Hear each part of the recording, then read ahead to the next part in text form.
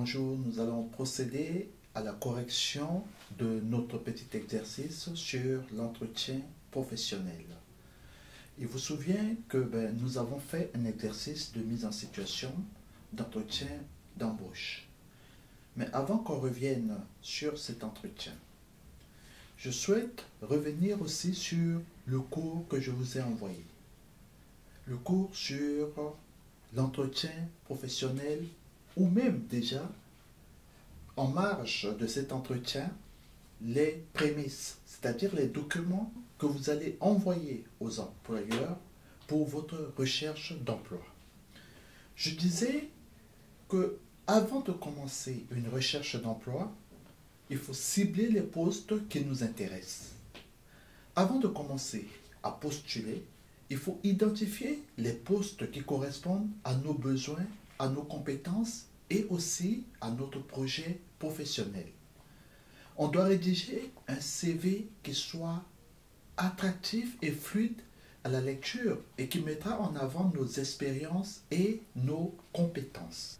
Le plus souvent, nous avons des CV que nous envoyons à tous les employeurs, que ce soit dans le commercial, en tant que gardien d'immeuble, en tant que ouvrier BTP, c'est le même CV. Non, il faut qu'on adapte notre CV et que au niveau des atouts, des compétences, on puisse faire ressortir des éléments qui vont être en adéquation avec l'emploi que nous cherchons.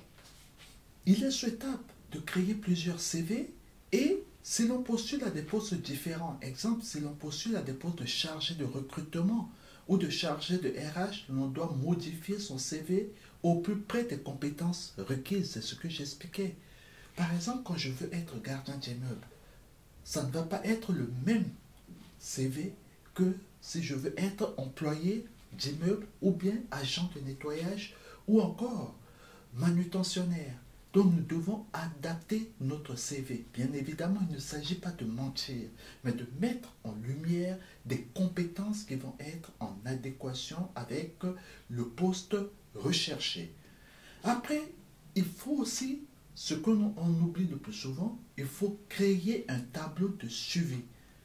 L'on notera toutes les offres auxquelles on postule avec l'intitulé des postes, le nom de la société, la localisation, le type de contrat et la rémunération proposée. Pourquoi?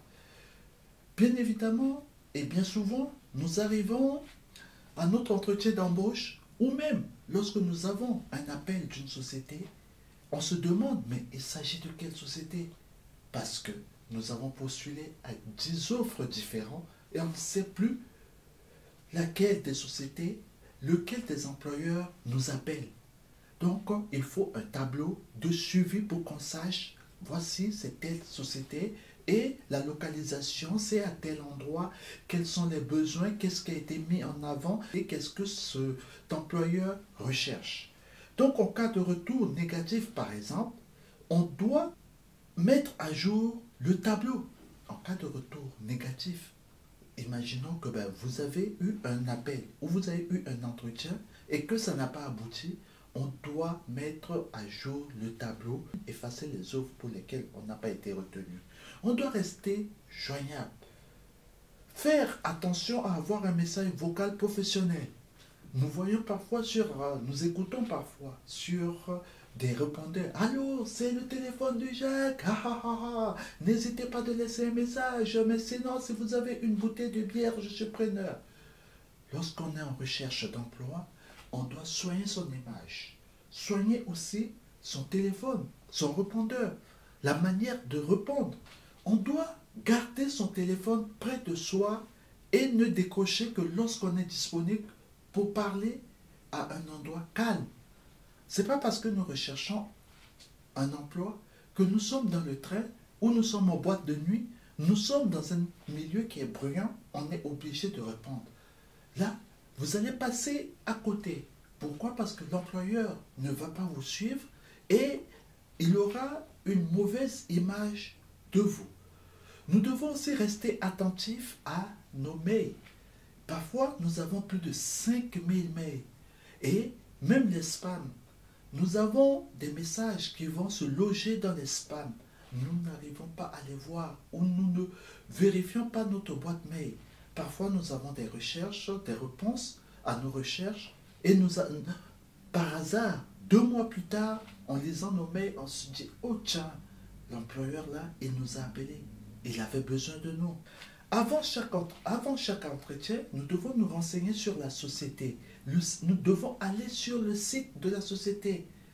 Avec Google, on va chercher des articles de presse, des réseaux sociaux professionnels tels que LinkedIn ou d'autres réseaux. On doit connaître cette société, pas au bout du doigt, mais au moins avoir des informations.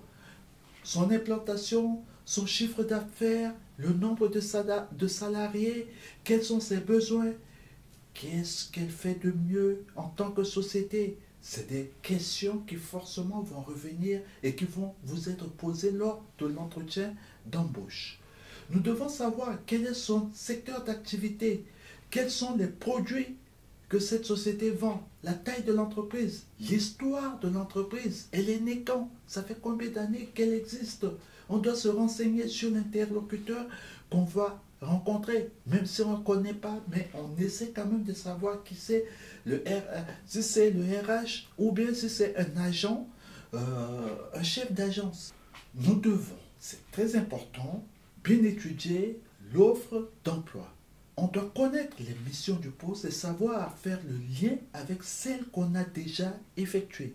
Lorsqu'on va nous poser des questions, j'ai été vendeur, j'ai été téléconseiller, j'ai été agent de sécurité. Mais quelle adéquation avec le poste? Qu'est-ce que je sais déjà faire et qu'est-ce que je vais apporter à ce poste-là lorsque je vais être recruté? Si on n'a jamais effectué certaines missions, voire toutes les missions du poste, on doit être capable de faire le rapprochement avec ses expériences précédentes. Regardez ce que proposent les autres sociétés aussi pour le même poste.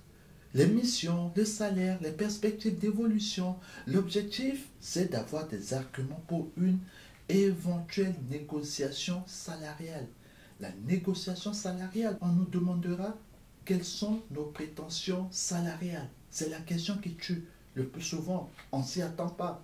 On ne sait pas ce qu'il faut répondre. Combien on souhaite être rémunéré.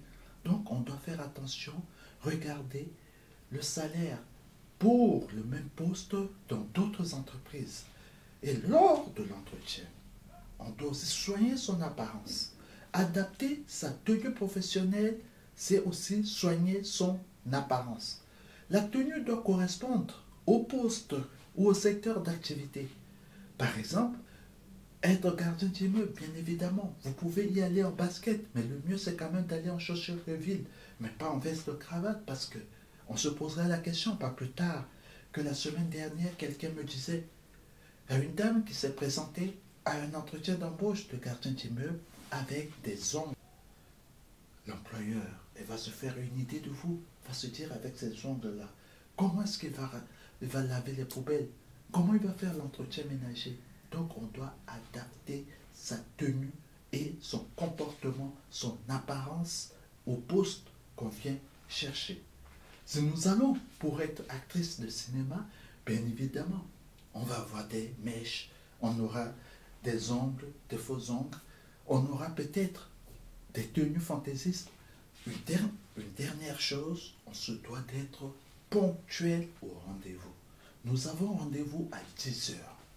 Ce n'est pas à 9h30 qu'on va quitter chez nous. On quitte au moins pour arriver 30 minutes ou au plus tard 15 minutes avant l'entretien.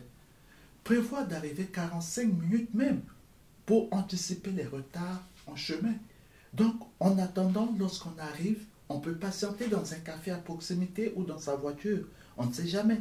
Sur la route, il peut y avoir des embouteillages. Il peut y avoir un accident qui va ralentir le trafic. En cas de retard, si vous n'arrivez pas, en cas de retard, il faut prévenir son interlocuteur par téléphone. S'il ne répond pas, il faut laisser un message vocal et envoyer un mail si possible.